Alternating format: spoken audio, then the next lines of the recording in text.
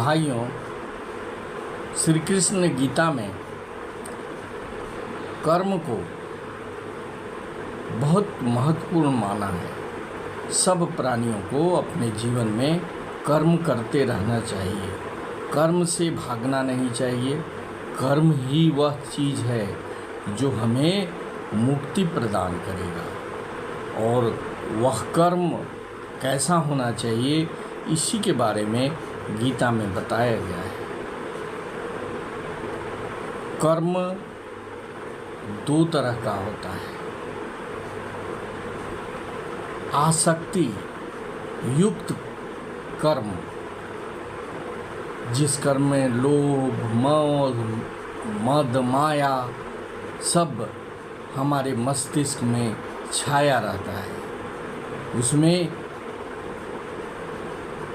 अहम की भावना जागृत रहती है। और दूसरा आसक्ति का त्याग वाला कर्म, जिसमें हम किसी कर्म को अपना कर्म न समझे, बल्कि ईश्वर द्वारा दिया हुआ कर्म समझें।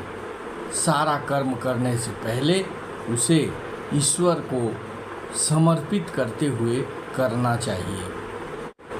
इस संसार के प्रति आसक्ति का त्याग करना बड़ा कठिन है। बहुत ही थोड़े लोग ऐसे हैं जो इसे कर पाते हैं। हमारे शास्त्रों में दो मार्ग बताए गए हैं अपने कर्म करने का, एक नेति नेति और दूसरा इति इति। पहला मार्ग निवृत्ति का है, जिसमें नेति नेति करते हुए सर्वस्व का त्याग करना पड़ता है। और दूसरा है प्रवृत्ति का, जिसमें इति इति करते हुए सब वस्तुओं का भोग करके फिर उनका त्याग किया जाता है। निवृत्ति मार्ग अत्यंत कठिन है। सबको हठात छोड़ देना, एकदम से छोड़ देना हम मानवों के लिए बहुत कठिन है। सामान्य मानव इसे नहीं कर पाते। यह केवल प्रबल इच्छा शक्ति संपन्न तथा विशेष उन्नत महापुरुषों के लिए ही संभव है। उनके कहने पर भर की देर है, नहीं मुझे यह नहीं चाहिए, और बस उनका शरीर मन तुरंत उनकी आज्ञा का पालन करता है और वे संसार के बाहर चले जाते हैं। परंतु ऐसे लोग बहुत दुर्लभ ही हैं। यही कारण है कि अधिकांश लोग प्रवृत्ति मार्ग ग्रहण करते हैं। हम सभी उसी में चलते हैं। इसमें उन्हें संसार में से होकर जाना पड़ता है और इन बंधनों को तोड़ने के लिए इन बंधनों की ही सहायता लेनी पड़ती है। यह भी एक प्रकार का त्याग है। अंतर इतना है कि यह धीरे धीरे क्रमशः सब पदार्थ को जानकर उनका भोग करके और इस प्रकार उनके संबंध में लाभ करके प्राप्त होता है। इस प्रकार विषयों का स्वरूप भली भांति जान लेने से मन अंत में उन सबको छोड़ देने में समर्थ हो जाता है और आसक्ति शून्य बन जाता है। इस जगत में प्रत्येक मनुष्य को कर्म करना ही पड़ता है। केवल वही व्यक्ति कर्म से परे है जो संपूर्ण रूप से आत्मतृप्त है, जिसे आत्मा के अतिरिक्त अन्य कोई भी कामना नहीं है, जिसका मन आत्मा को छोड़कर अन्यत्र कहीं भी गमन नहीं करता, जिसके लिए आत्मा ही सर्वत्र है। शेष सभी व्यक्तियों को तो कर्म अवश्य ही करना पड़ेगा। जिस प्रकार एक जल स्रोत स्वाधीन भाव से बहते बहते किसी गड्ढे में गिरकर एक भंवर का रूप धारण कर लेता है और उस भंवर में कुछ देर चक्कर काटने के बाद पुनः एक उन्मुक्त स्रोत के रूप में बाहर आकर निर्बंध रूप से वह बह निकलता है, उसी प्रकार यह मनुष्य जीवन भी है। यह भी भंवर में पड़ जाता है। नाम रूपात्मक जगत में पड़कर कुछ समय तक गोते खाता हुआ चिल्लाता है, यह मेरा बाप है, यह मेरी माँ है, यह मेरा भाई है, यह मेरा नाम है, यह मेरा घर है, यह मेरा गाड़ी है, यह मेरा यश है, आदि आदि। फिर अंत में बाहर निकलकर पुनः अपना मुक्त भाव प्राप्त कर लेता है समस्त संसार का यही हाल है। हम चाहे जानते हों या न जानते हों, ज्ञानवश या अज्ञानवश, हम सभी इस संसार स्वप्न से होश में आने का यत्न कर रहे हैं। मनुष्य का सांसारिक अनुभव इसलिए है कि वह उसे इस जगत के भंवर से बाहर निकलना है। हमें संसार स्वप्न से जल्दी बाहर निकालने का प्रयास करना चाहिए। समझना चाहिए कि संसार स्वप्न है क्या। माया, मोह, मेरा, तेरा, यही संसार स्वप्न है। मुक्ति लाभ के लिए, स्वाधीनता के लिए हर चीज़ प्रयत्नशील है। एक छोटे परमाणु से लेकर सर्वोच्च प्राणी तक सभी ज्ञान या अज्ञान से एक ही उद्देश्य के लिए कार्य किए जा रहे हैं, वह है शारीरिक स्वाधीनता, मानसिक स्वाधीनता, आध्यात्मिक स्वाधीनता। सभी पदार्थ निरंतर स्वाधीनता प्राप्त करने की चेष्टा कर रहे हैं, बंधन से मुक्त होने का प्रयत्न कर रहे हैं। सूर्य, चंद्रमा, पृथ्वी, ग्रह आदि सभी बंधन से दूर होने की चेष्टा कर रहे हैं। कहा जा सकता है कि सारा जगत केंद्राभिमुखी या केंद्र प्रसारी, या तो एक जगह आने सिमटने की प्रयास या एक दूसरे से बहुत दूर भाग जाने की क्रीड़ा भूमि में कार्य कर रहे हैं।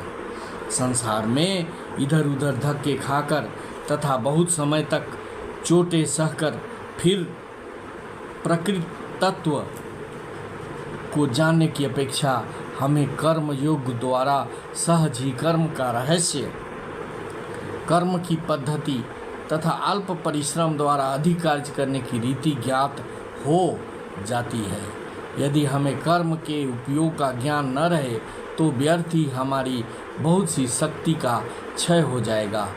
कर्म योग कर्म को एक विद्या ही बना लेता है। इस विद्या द्वारा हम यह जान सकते हैं कि संसार के समस्त कार्यों का सद्व्यवहार किस प्रकार करना चाहिए। कर्म तो जरूरी है, अवश्यंभावी है, करना ही पड़ेगा, किंतु सर्वोच्च ध्येय को सम्मुख रखकर कार्य करना चाहिए।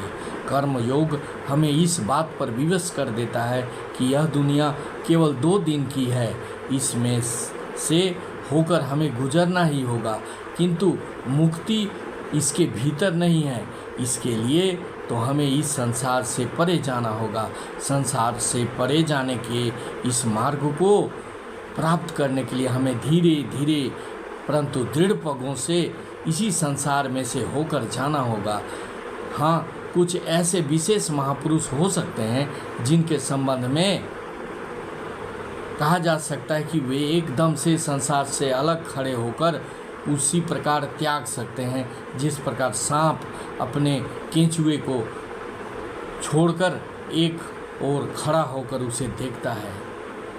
कर्मयोग कहता है कि तुम निरंतर कर्म करो, परंतु कर्म में आसक्ति का त्याग कर दो। अपने को किसी भी विषय के साथ एक मत करो। अपने मन को सदैव स्वाधीन रखो। संसार में तुम्हें जो सुख दुख दिखाई देती है वे तो विश्व के अवश्यंभावी व्यापार हैं। दरिद्रता, संपत्ति, सुख, ये सब क्षण भंगुर ही हैं।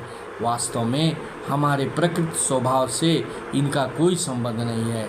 हमारा प्रकृति स्वरूप तो सुख और दुख से एकदम परे है, प्रत्यक्ष और कल्पना गोचर विषयों के बिल्कुल अतीत है। परंतु फिर भी हमें निरंतर कर्म करते रहना चाहिए। क्लेश आसक्ति से ही उत्पन्न होती है, कर्म से नहीं। ज्यों ही हम अपने कर्म से अपने आप को एक कर डालते हैं त्यों ही क्लेश उत्पन्न होता है। परंतु यदि हम अपने को उससे पृथक रखें तो हमें वह क्लेश छू तक नहीं सकता। यदि किसी दूसरे मनुष्य का कोई सुंदर चित्र जल जाता है तो देखने वाले को कोई दुख नहीं होता, लेकिन यदि उसका अपना चित्र जल जाए तो कितना दुख होता है। ऐसा क्यों? दोनों ही चित्र सुंदर थे और संभव है दोनों ही एक मूल चित्र की नकल रहे हों, परंतु एक दशा में उस व्यक्ति को बिल्कुल क्लेश नहीं हुआ, परंतु दूसरी दशा में उसे बहुत दुख हुआ। ऐसा क्यों? पहली दशा में वह उस पर अपनी आसक्ति नहीं रखा था, अपना स्वार्थ उस पर नहीं था, और दूसरे में उसमें अपनत्व छुपी हुई थी, इसलिए दूसरी अवस्था में उसे ज़्यादा कष्ट हुआ। अधिकार की भावना के साथ ही स्वार्थ आ जाता है, और स्वार्थपरता से ही क्लेश उत्पन्न होता है। प्रत्येक स्वार्थपर कार्य और विचार हमें किसी न किसी वस्तु से आसक्त कर देता है, और हम तुरंत ही उस वस्तु के दास बन जाते हैं। चित्त का प्रत्येक स्पंदन जिसमें मैं और मेरे की भावना रहती है, हमें उसी क्षण जंजीरों में जकड़कर गुलाम बना देती है। हम जितना ही मैं और मेरा कहते हैं, दासत्व का भाव हमें उतना ही बढ़ता जाता है, और हमारे क्लेश भी उतने ही अधिक बढ़ जाते हैं। अतः कर्मयोग हमें शिक्षा देता है कि हम संसार के समस्त चित्रों के सौंदर्य का आनंद उठाएं, परंतु उसमें से किसी भी एक के साथ एक रूप कभी न हो जाए।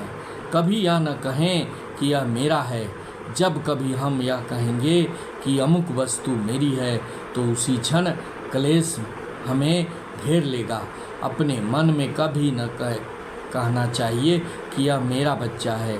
बच्चे को लेकर प्यार करो, परंतु यह न कहो कि वह मेरा है। मेरा कहने से ही क्लेश उत्पन्न होगा। मेरा घर, मेरा शरीर आदि कभी नहीं कहना चाहिए। यह भगवान का दिया है, भगवान का है, ईश्वर का है, परमेश्वर का है। शरीर न तो हमारा है, न तुम्हारा, न किसी और का। यह शरीर तो प्राकृतिक नियमों के अनुसार आते जाते रहते हैं, परंतु हम बिल्कुल मुक्त हैं, केवल साक्षी मात्र हैं। जिस प्रकार एक चित्र या दीवार स्वाधीन नहीं है, उसी प्रकार यह शरीर भी स्वाधीन नहीं है। फिर हम इस शरीर में ऐसे आसक्त क्यों हों? एक चित्रकार एक चित्र बना देता है और चल देता है। आसक्ति के यह स्वार्थी भावना न उठने दो। मैं इस पर अपना अधिकार जमा लूँ। ज्यों ही यह भावना उत्पन्न होगी, त्यों ही दुख उत्पन्न होगा। दुख आने मत दीजिए। सब कुछ करिए, सब कुछ अर्जन कीजिए, सब हमारा है, यह कभी न सोचें। जो भी है ईश्वर का दिया है, जो होगा ईश्वर कृपा से होगा। यह विचार जिस मनुष्य में रहता है, वह जीवन भर आनंदित होता है। भाइयों, अगर यह वीडियो अच्छा लगा तो इसे शेयर करेंगे, सब्सक्राइब करेंगे और लाइक करेंगे, साथ ही साथ कमेंट करेंगे। Thank you very much. जय हिंद, जय श्री कृष्ण।